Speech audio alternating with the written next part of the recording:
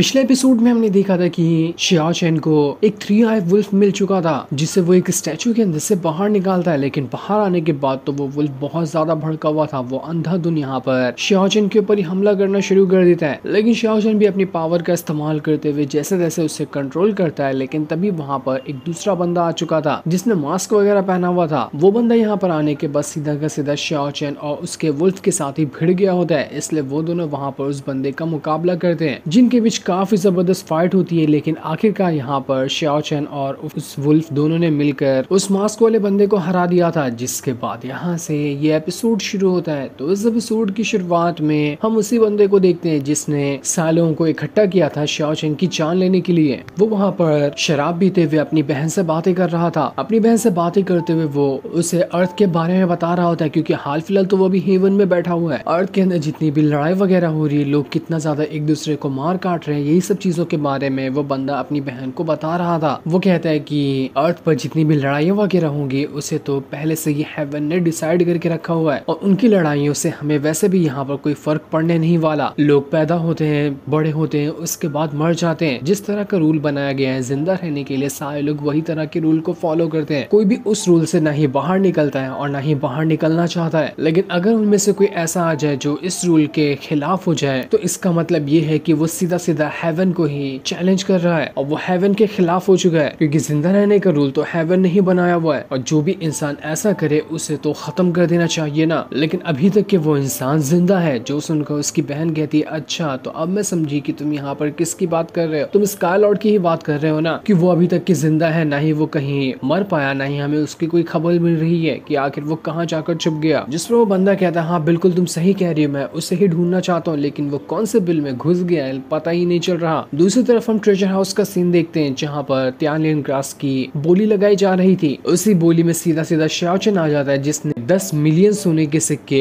लगा दिए थे। जो सुनकर सारे के सारे लोग हैरान रह जाते हैं कि अरे ये बंदा कौन है जिसने तो यहाँ पर 10 मिलियन सोने के सिक्के लगा दिए, इतने पैसे भी हैं क्या इसके पास, कहीं ये स्काई लॉर्ड तो नहीं जो इतना ज्यादा फेमस हो चुका है। यंग मास्टर और बाकी लोग तो कह रहे थे कि अरे वाह, लगता है ना कि शियाओ चैन के पास अब भी कोई अच्छा आइडिया होगा इस त्यानलिन ग्रास को खरीदने का, हम तो यहाँ पर उसे खरीद ही नहीं पा रहे हैं। तभी वो लड़की जो पहले से ही उस त्यानलिन ग्रास के ऊपर बोली लगा रही थी वो जबरदस्ती वहाँ पर उस बंदे से जो ऑक्शन करा रहा था घंटी बजवा देती है। यानी कि यहाँ पर हथौड़ा लग गया तो पहले जिसने जितनी बोली लगाई थी वो उसी लड़की को मिल जाएगा। वो शियाओ चैन से कह दी कि तुम अब यहाँ से रिटर्न जा सकते हो क्योंकि यहाँ पर हथौड़ा लग चुका है, तो ये डील अब मेरी हुई, चाहे तुम कितने भी पैसे क्यों ना दे दो। ये लोग यहाँ पर बातें कर रहे थे कि तभी वहाँ पर वो तीनों बौने आ जाते हैं जो सभी से कह रहे थे कि यहाँ पर ये ऑक्शन जो कराया जा रहा ना वो बिल्कुल गलत है क्योंकि असल में वो जो त्यानलिन ग्रास है वो हमारे से बिलोंग करता है, हमसे चोरी होकर इसे यहाँ पर बेचने के लिए लाया गया, तो उसके हकदार असली वाले हम लोग ही है। सारे लोग कह रहे थे कि अरे ये मूंगफली के दाने कहाँ से आ गए, ये लोग है कौन जो यहाँ पर आकर सीधा त्यानलिन ग्रास पे ही अपना हक जमा रहे हैं। सभी उससे कहते कि आखिर तू ऐसा कैसे कह सकता है, तेरे पास कोई सबूत वगैरह है क्या कि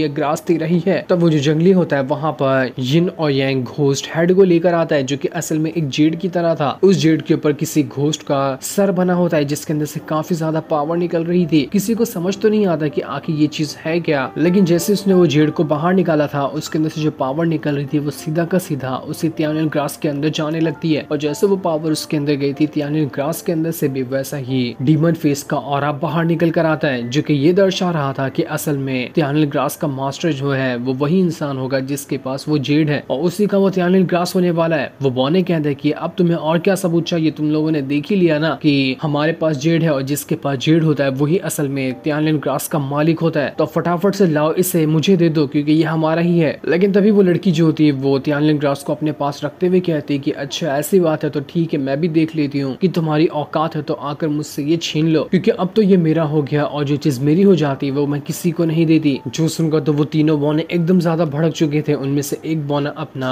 ट्रेजर हाउस के अंदर आने वाला जो सूट होता है उसे निकालता है और बाकी के 2 बौने उसे तोप की तरह तैयार करते हैं और सीधा उठाकर उसे उस लड़की के पास ही भेज देते हैं जहाँ पर जाते साथ ही उस बौने ने उसके हाथ से त्यानलिन ग्रास को उठा लिया था। लेकिन ट्रेजर हाउस वाला सूट निकालने की वजह से वो बस वहाँ पर हवा में ही उड़ रहा होता है। ऐसा लग रहा था कि यहाँ पर ग्रेविटी ही खत्म हो गई, जो सूट पहना रहेगा वही नॉर्मल तरह से चल पाएगा। इस चीज को देखकर वहाँ पर वो जो लड़की होती है उसके और भी साथी आ चुके थे। वो लोग भी यहाँ पर आने के बाद बौनों से फाइट करते हुए उनसे वो ग्रास छीनने की कोशिश करते हैं। लेकिन वो बौने तो बड़ी आसानी के साथ उन सभी के सामने उछल उछल कर बचते जा रहे थे। कितने भी सिपाही क्यों ना आ जाते वो बौनों से वो ग्रास छीन ही नहीं पा रहे थे। बड़ा ही कमाल का सीन था और काफी ज्यादा कॉमेडी से भी भरा हुआ होता है। जैसे एक बौना वहाँ पर उस लड़की के साथियों के बीच फंस जाता है तो वो सीधा तियानलिन ग्रास को दूसरे बौने की तरफ फेंक देता है, इसलिए वो दूसरा वाला बौना उस ग्रास को उठाकर वहाँ से भागने लग गया था। तीनों बौने सभी सिपाहियों का मजाक बनाते हुए बस इधर उधर भाग रहे थे ताकि उन्हें थका सके। सिपाही वहाँ पर कितनी भी कोशिश क्यों न कर लेते, उनके पास तो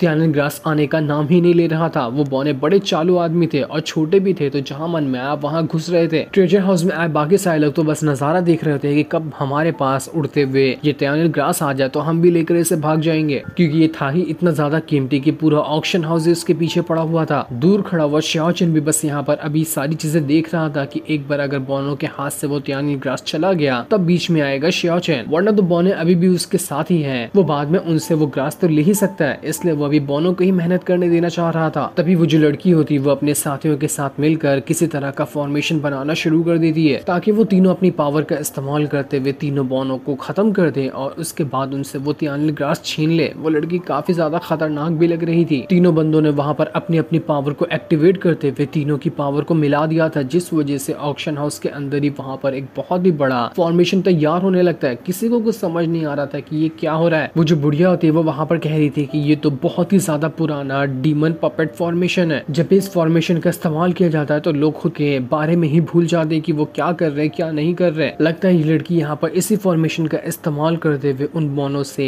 वो ग्रास छीनने की कोशिश करेगी। जो भी इस फॉर्मेशन के संपर्क में आएगा वो बिल्कुल पपेट बन जाएगा जिस इंसान ने ये फॉर्मेशन को बनाया है, और वो जो चाहे उसके साथ कर सकता है। देखते ही देखते जितने भी लोग फॉर्मेशन के संपर्क में आ रहे थे वो सभी वहाँ पर अपना होश खोने लगते हैं और उसी लड़की के कंट्रोल में जाते जा रहे थे। लेकिन बुढ़िया के पास कुछ पिल होती है, वो बता रही थी कि इस पिल को खाने के बाद हम यहाँ पर इस फॉर्मेशन के असर से बच सकते हैं। लेकिन श्याओचन तो अभी भी बीच में खड़ा हुआ था, उससे वहाँ पर कुछ नहीं हो रहा था। लेकिन ये चीज देखकर वो हैरान रहता है कि बुढ़िया यहाँ पर कैसे ठीक ठाक है, इसके ऊपर फॉर्मेशन का असर क्यों नहीं हो रहा, क्योंकि उसे नहीं पता था कि बुढ़िया ने किसी तरह की पिल को खाया है। पूरे ट्रेजर के हाउस के अंदर चिल्ला पुकार मच चुका था। सारे लोग एक दूसरे को नोच रहे होते कि आखिर हमें ये क्या हो रहा है, हमें कोई बचा लो। ऐसा लग रहा था कि यहाँ पर तबाही आने वाली, सब के सब पागल हो रहे थे। जिसके बाद अब देखते ही देखते धीरे धीरे करके श्याओचन के ऊपर भी फॉर्मेशन का असर होने लग गया था। उसका जो वुल्फ होता है वो तो पगला ही गया था। तभी तियानलिन ग्रास वाला जो डब्बा होता है वो श्याओचन के सामने आकर ही गिर जाता है, इसलिए वो उसकी तरफ बढ़ने लगता है। लेकिन श्याओचन कुछ कर पाता। देखते ही देखते ट्रेजर हाउस के सारे लोग बिल्कुल ज़ॉम्बी की तरह चलते हुए उसी डब्बे की तरफ आ रहे थे ताकि वो ग्रास हासिल कर सके। लेकिन सही टाइम पर वो बुढ़िया आती है और ग्रास वाला डब्बा ही उठाकर वहाँ से भाग जाती है। श्याओचन ये देखकर हैरान था कि बुढ़िया क्या करना चाहती है, कहीं ये वो ग्रास लेकर अकेले तो नहीं भाग जाना चाह रही ना। लेकिन वो बुढ़िया बताती कि नहीं श्याओचन, घबराने की जरूरत नहीं, मैं तुम्हारी मदद करने के लिए आई हूँ। लेकिन तभी सारे ज़ॉम्बी उसे वहाँ पर घेर लेते हैं और उसे पकड़ना शुरू हो गए थे ताकि उससे वो ग्रास छीन सके। इसलिए वो बुढ़िया वो ग्रास को सीधा श्याओचन को ही दे देती है ताकि श्याओचन उसे लेकर यहाँ से भाग जाए। अब ग्रास श्याओचन के पास आया तो सभी लोग कुत्ते बिल्ली की तरह उसी के ऊपर झपटना शुरू हो जाते हैं ताकि उसे मारकर उससे वो ग्रास छीन सके। श्याओचन तो एकदम पगला चुका था कि ये कितना खतरनाक फॉर्मेशन है, मैं तो अपना पूरी तरह से होश खोते ही जा रहा हूँ। लेकिन उसे जियानमिंग को बचाना था, इसलिए वो पूरी जान लगाया होता है ताकि कैसे भी करके सभी को मारकर वो यहाँ से ग्रास लेकर चला जाए, क्योंकि एक बार उसने अपना कंट्रोल खोया तो बस यहाँ पर उसका काम हो गया। इसलिए वो फॉर्मेशन के संपर्क में पूरी तरह से नहीं आने देना चाहता है खुद को। जैसे श्याओचन देखता है कि पूरे लोग अब उसी के पीछे पड़ चुके हैं, उस पर झपट्टा मार रहे हैं, तो वो उस ग्रास को फेंक कर उस बुढ़िया को ही दे देता है और उससे कहता है तुम यहाँ से ले जाओ जहाँ पर जियानमिंग है, जितना जल्दी हो सके उतनी जल्दी भाग जाना। लेकिन जैसे ही बुढ़िया जा रही होती है वो लड़की वहाँ पर बुढ़िया को देख लेती है। वो अपने साथी उससे कहती है कि देखो वो ग्रास ना इसी बुढ़िया के पास है, बुढ़िया को मार कर उससे वो ग्रास छीन लो। इसलिए अब सारे लोग वहाँ पर उस बुढ़िया के पीछे ही पड़ चुके थे। सभी सिपाही अपनी पावर का इस्तेमाल करते हुए बुढ़िया के साथ फाइट कर रहे होते हैं, जहाँ बुढ़िया एक ही लात में ढेर हो जाती है और उससे वो ग्रास भी गिर चुका था जो कि उस लड़की को मिल जाता है। वो लड़की जैसे ही ग्रास को लेने वाली थी बुढ़िया श्याओचन से कहती है कि श्याओचन जल्दी जाओ वरना ये ग्रास तुम्हारे हाथों से हमेशा के लिए चला जाएगा। श्याओचन अब एकदम ज्यादा भड़क चुका था कि नहीं यार बहुत हो गया, अब तो मुझे यहाँ पर कुछ ना कुछ करना ही होगा। इसके बाद वो अपने काफी ज्यादा पावर को एक्टिवेट करने लगता है, जिस वजह से जितने भी ज़ॉम्बी की तरह लोग उसे घेरे हुए थे वो सब के सब उड़कर दूर फेंका जाते हैं। और इसके बाद श्याओचन जल्दी से ग्रास के पास जाना शुरू कर देता है। ये देखकर वो लड़की अब सीधा श्याओचन से भिड़ जाती है, जिसके बाद तो श्याओचन और उस लड़की के बीच में काफी जबरदस्त फाइट शुरू हो चुकी थी। दोनों ग्रास को लेने के लिए एक दूसरे से लड़ रहे होते, लेकिन श्याओचन उस लड़की को वहाँ से उठाकर दूर फेंक देता है। पर अब वहाँ पर वो ग्रास उसके पास जा चुका था, जिसे लेकर वो लोग वहाँ से भागने वाले होते। श्याओचन उनसे कहता है देखो मैं यहाँ पर तुम्हें एक मौका देता हूँ जिंदा रहने का, वो ग्रास मेरे हाथों में रखो और मेरी नजरों से दूर हो जाओ, वरना मैंने यहाँ पर तुम्हारी जान जान नहीं ले ली ना तो मेरा नाम भी स्काई लॉर्ड नहीं। जिस पर वो लड़की कहती है अरे अरे अरे हम तो डर गए, ले ये ग्रास ही चाहिए ना तो आजा इसे ले ले। जिसके बाद वो लड़की अपनी पावर का इस्तेमाल करते हुए उस ग्रास को 3 हिस्सों में डिवाइड कर दी थी, यानी कि अब वो ग्रास के 3 बॉक्स हो चुके थे। अब न जाने किस में असली ग्रास है और किस में नकली है वो पता ही नहीं चल रहा था। उस लड़की के तीनों साथी वहां से तीनों डब्बों को लेकर भागना शुरू कर देते हैं ताकि कभी शियाओचन को पता ही ना चल सके कि किसके अंदर असली है और किसके अंदर नकली ग्रास है, वो बस ढूंढता ही रह जाए। शियाओचन ये देखकर एकदम परेशान हो जाता है कि अब यार अब मैं इन लोगों को कैसे ढूंढूंगा, ये तो एक के बले 3 हो गए। वो बॉने वहां पर कह रहे थे कि कुछ भी क्यों ना हो जाए हम वहां पर ग्रास को ऐसे जाने नहीं देंगे, हमारी जिंदगी भर की मेहनत है वो, और कोई चोरू से ऐसे ही ले जाएगा, नहीं ऐसा नहीं हो सकता। एक बोनो तो अभी तक के वहां पर हवा में फ्लोट ही कर रहा था क्योंकि उसने सूट निकाला था तो ग्रेविटी की वजह से उड़ने लग गया था वो, इसलिए शियाओचन अपनी चेन का इस्तेमाल करते हुए उसे वहां से नीचे लेकर आता है। इस वजह से बाकी जो बोने होते हैं उसके पास से वही जेड निकाल लेते हैं और उसकी पावर को एक्टिवेट करने लगते हैं ताकि जहां पर भी असली वाला वो ग्रास होगा जेड की पावर की वजह से वो भी अपनी पावर को बाहर निकालने लगेगा। इस वजह से सभी को पता चल जाएगा कि असली ग्रास कहां पर है। तब उन्हें सीढ़ी के नीचे वो वहां पर पावर को चमकते हुए दिखाई दे जाता है जो कि टैनिल ग्रास अपने अंदर से पावर निकाल रहा था। इस वजह से सभी को समझ आ जाता है कि असल में ग्रास यहीं पर मौजूद है। दूसरी तरफ हम उसी बंदे को देखते हैं जो अभी तक के हेवन में बैठा हुआ था। वो कह रहा था कि जो भी इंसान हेवन से अर्थ पर जाता है ना तो वो बिल्कुल मॉर्टल बन जाता है, मानिए कि एकदम मामूली इंसान जैसा। लेकिन ये जो स्काई लॉर्ड है ना वो बड़ी अजीब चीज है, वो वहां पर जाने के बाद भी अभी तक के मॉर्टल नहीं बना बल्कि वो अभी भी एक सुप्रीम लॉर्ड है। उसी के साथ सोने पे सुहागा, उसके साथ जियानमिंग भी है जिसके पास सेलेस्टियल बॉडी है। अगर वो दोनों के एक साथ इस्तेमाल कर लेना तो वो इतना ज्यादा पावरफुल हो जाएगा कि वो आउट ऑफ कंट्रोल हो जाने वाला है और तब हमारे पास मौका नहीं होगा उस शियाओचन की जान लेने का। इसलिए हमारे पास यही टाइम है कि हमें अभी उसे खत्म करना होगा। वो वहां पर किस तरह का पोर्टल बनाता है और उसके अंदर अपनी पावर को डाल देता है। अभी हमें बताया तो नहीं जाता कि असल में ये क्या करना वाला है, लेकिन जो भी होगा वो बड़ा ही खतरनाक चीज करने वाला होगा। दूसरी तरफ हम उन्हीं लोगों को देखते हैं जो वो ग्रास लेकर भाग रहे थे। वो न जाने भागते हुए किसी गुफा वगैरह जैसी जगह पर आ गए होते हैं जहाँ पर आने के बाद टोटल 3 रास्ते थे। तीनों रास्ते में वो लड़की कहती है कि सब अलग अलग रास्ते से होकर चले जाओ, इसके बाद हम प्रिंसेस वैली में एक साथ मिलेंगे। इससे वो लड़की और उसके दोनों साथी अलग अलग रास्ते से होकर वहां से आगे बढ़ चुके थे। जिसके बाद वहां पर शियाओचन और बाकी लोग भी आ जाते। वहां पर आने के बाद ये लोग हैरान थे कि अबे यार यहाँ पर एक नहीं बल्कि 3-3 रास्ता है। अब तीनों रास्ते के अंदर से कौन सी जगह से वो ग्रास गया होगा वो भी नहीं पता। शियाओचन अपने वुल्फ से कहता है कि दोस्त तुम ना यहाँ पर स्मेल करो और मुझे बताने की कोशिश करो कि कौन से रास्ते से वो लोग उस ग्रास को लेकर गए हैं। जिस वजह से वो जो वुल्फ होता है वो अपनी पावर का इस्तेमाल करते हुए स्मेल करता है और बड़ी आसानी से पता लगा लेता है कि असली वाला ग्रास कौन से रास्ते से गया है। इसलिए सारे के सारे लोग उसी रास्ते से होकर वहां से आगे बढ़ना शुरू कर देते हैं। आगे बढ़ने के बाद उन्हें वो